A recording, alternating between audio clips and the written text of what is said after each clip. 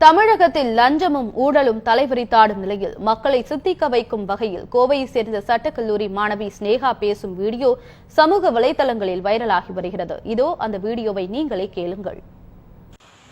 அனைவருக்கும் வணக்கம்.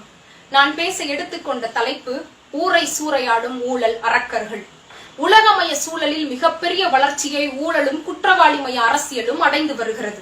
குற்றம், ஊழல், அரசியல் மூன்றும் பிரிக்க முடியாதபடி பின்னி பிணைந்துள்ளன. இந்திய சமூகத்தில் புற்றுநோயாய் மாறியுள்ள ஊழலை எதிர்ப்பது மிக மிக அவசியம், அவசரமும் கூட. முன்பெல்லாம் கடமையை மீறுவதற்குத்தான் லஞ்சம் தர வேண்டிய நிலை இருந்தது. ஆனால் தற்போது கடமையை செய்யவே லஞ்சம் தர வேண்டிய அவல நிலை ஏற்பட்டதுதான் மிகவும் தண்டிக்கத்தக்க ஒன்று. லஞ்சம் கொடுப்பதும் வாங்குவதும் ஒரு சமூக அநீதி என்பது மறைந்து இன்று அதுவே மதிப்பு மிக்கதாக மாறியுள்ளது.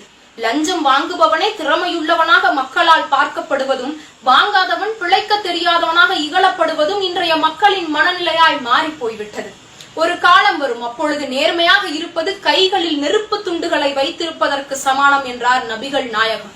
அந்த காலம்தான் இது. ஒரு ஊடக கல்வி மையம் ஆய்விற்காக 11 அரசு துறைகளை எடுத்துக்கொள்கிறது.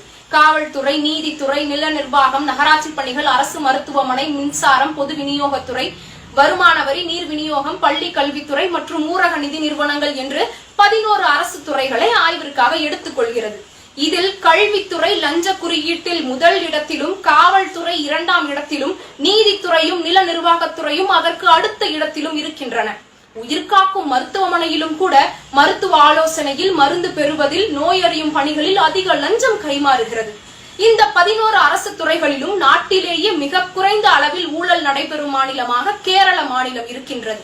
இதற்கு காரணம் கேரள மக்களிடம் இருக்கும் அரசியல் மற்றும் கல்வி விழிப்புணர்வே ஆகும். சில சமூக ஆர்வலர்களின் கருத்து என்னவென்றால், ஊழலை ஒழிக்க வேண்டும் என்றால் அதற்கான முன்னெடுப்புகளை தனிநபர் தொடங்கி அரசாங்கம் வரை இணைந்து செயல்படுத்தினால்தான் சாத்தியம் என்று கூறுகிறார்கள். ஆனால் தமிழகத்தை பொறுத்தவரை தற்போது ஆட்சி செய்கின்றவர்கள் மீதும் முன்பு ஆட்சி செய்தவர்கள் மீதுமே பல ஊழல் குற்றச்சாட்டுகள் இருக்கும் பொழுது அவர்கள் எப்படி ஊழலை ஒழிக்க நடவடிக்கை எடுப்பார்கள்? வீராணம் ஊழல், பூச்சி மருந்து ஊழல், 2G அலைக்கற்றை ஊழல், மேம்பாலம் ஊழல், வேளாண் ஊழல், நெடுஞ்சாலைத்துறை ஊழல், குட்கா ஊழல், சத்துணவு திட்ட ஊழல், பொங்கல் பரிசில் 50 கோடி ஊழல், ESI மருத்துவமனைக்கு மருந்துகள் வாங்கியதில் ஊழல், நெல் கொள்முதல் செய்வதில் ஊழல், தனிநபர் கழிப்பறை கட்டுவதில் லட்சக்கணக்கான ரூபாய் ஊழல், TNPSC ஊழல் என பட்டியல் நீள்கிறது. இப்படி தமிழகத்தில் அனைத்து துறைகளிலும் ஊழல், காற்றில் தொடங்கி ஆற்று மணல் வரை. லஞ்சமும் ஊழலும் எங்கு, யாரால், எப்போது தொடங்கியது என்பவை விடை தேட முடியாத கேள்விகள்தான். ஆனால் இன்றைக்கு ஊழல் சமூகத்தை பாதிக்கும் முக்கிய பிரச்சனையாக உருவெடுத்து நிற்கின்றது.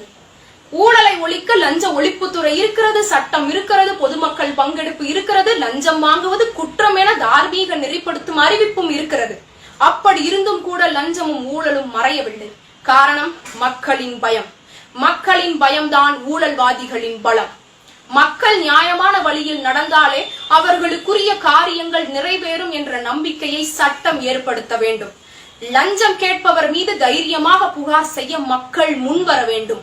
ஓர் அதிகாரி லஞ்சம் வாங்கியது நிரூபிக்கப்பட்டால் அவரை நிரந்தரமாக பணி நீக்கம் செய்யும் கடுமையான சட்டங்கள் இயற்றப்பட வேண்டும். தண்டனைகள் கடுமையானால் தான் குற்றங்கள் குறையும். வளர்ச்சி என்ற பெயரில் நம் கண்முன்னேயே நம்முடைய வளங்கள் கொள்ளை போவதை காண்பதற்காக சபிக்கப்பட்டிருக்கிறோம். 3000 கோடி ரூபாய் செலவு செய்து ஒரு சிலை வைக்க முடிந்த அரசாங்கத்தால் 300 கோடி ரூபாய் செலவு செய்து ஏழைகளின் வறுமையை போக்க முடியவில்லையே. தகுதியானவர்களுக்கு வாய்ப்பளிக்காமல் தகுதியற்றவர்களுக்கே வாய்ப்பளித்து செய்த தவறையே நாம் மீண்டும் மீண்டும் செய்து கொண்டிருக்கிறோம். சமூக பிரக்னை உடைய இளைஞர்கள் இனியும் மௌன பார்வையாளராக இருப்பது நம் நாட்டுக்கு நல்லதல்ல தோழர்களே. அடிமை இந்தியாவில் ஆயுதம் தேவைப்பட்டிருக்கலாம், ஆனால் சுதந்திர இந்தியாவில் அறப்போர் மூலம் 1000 மாற்றங்களை நாம் நிகழ்த்த வேண்டி இருக்கின்றது. சிந்தித்து செயல்பட வேண்டும் தோழர்களே.